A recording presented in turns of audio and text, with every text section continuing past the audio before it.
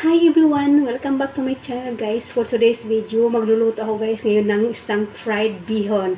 And this is very different and very simple ingredients and affordable using barbecue sauce. Ayan, so I wanna show you the ingredients of fried bihon.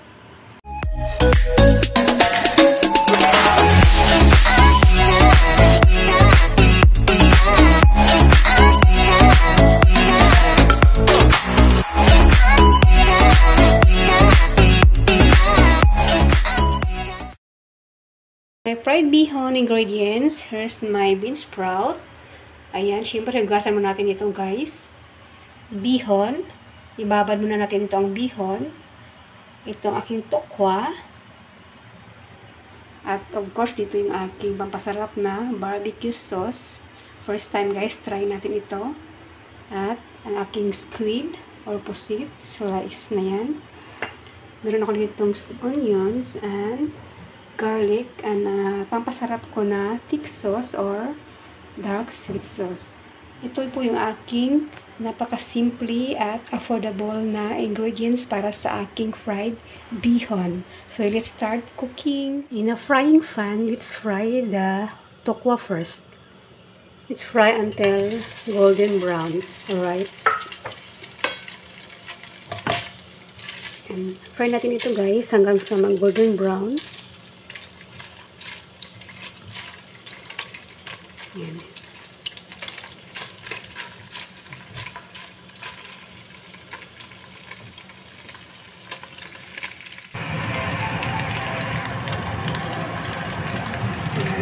Set aside natin ito guys.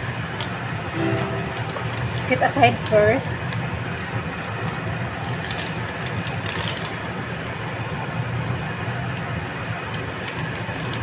Yan.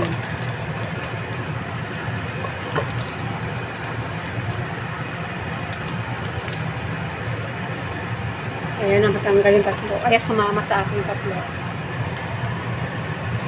Masyadong madulas.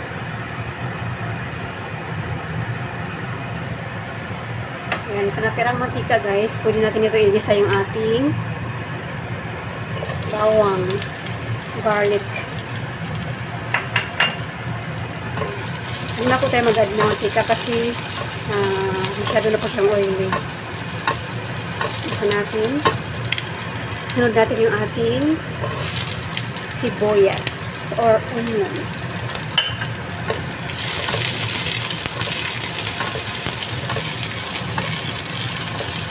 Isa lang natin ito guys hanggang sa mag-brown na siya ng konti. Ating sibuyas.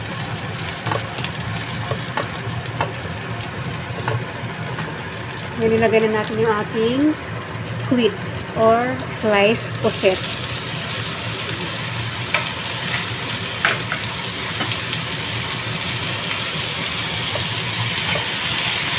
Halayin na natin. Lutuin natin ng 1 minute ang ating squid.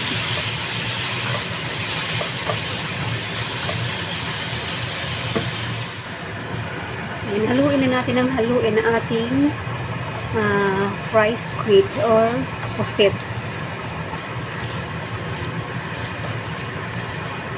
Ayan, mga 1/4 na po ito guys, yung pusit. Bali, 5 serving po itong niluto ko for 5 people.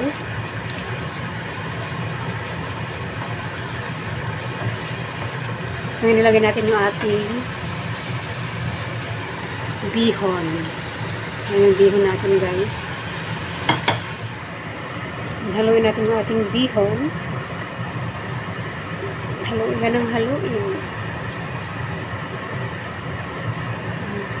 Haluin, baliskarin, ukay-ukayin.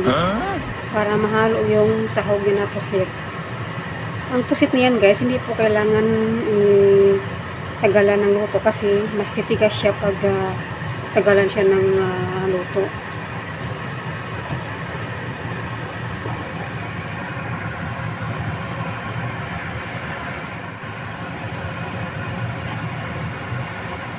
Ilagay na natin yung ating thick sauce or sweet sauce. Nandiyan na lahat yan, sweet sauce.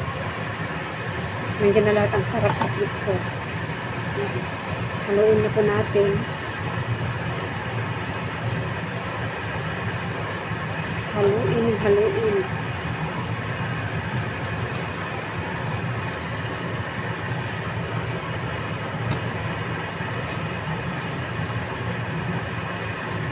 Nilagay natin guys yung ating bean sprout. Marami yung bean sprout ko.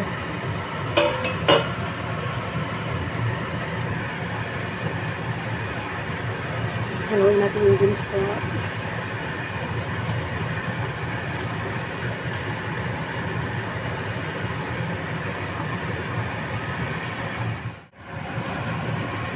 Haluin lang.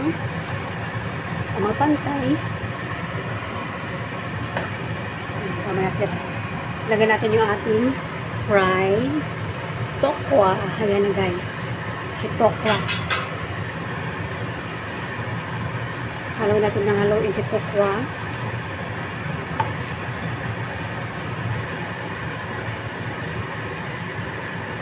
Ay. Masyadong ano.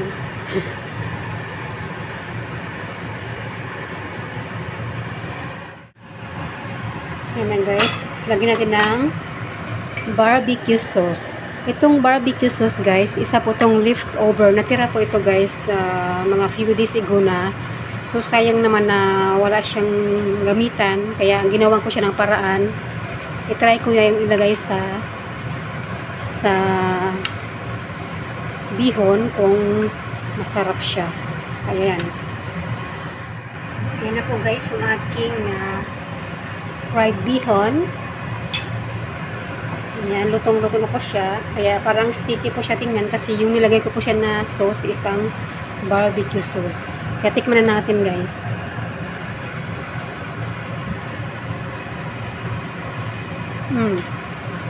Masarap siya. Manamis-tamis.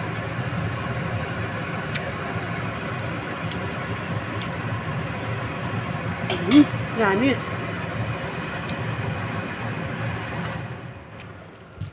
Ayan. Ready to serve na guys. Thank you so much for watching. Bye.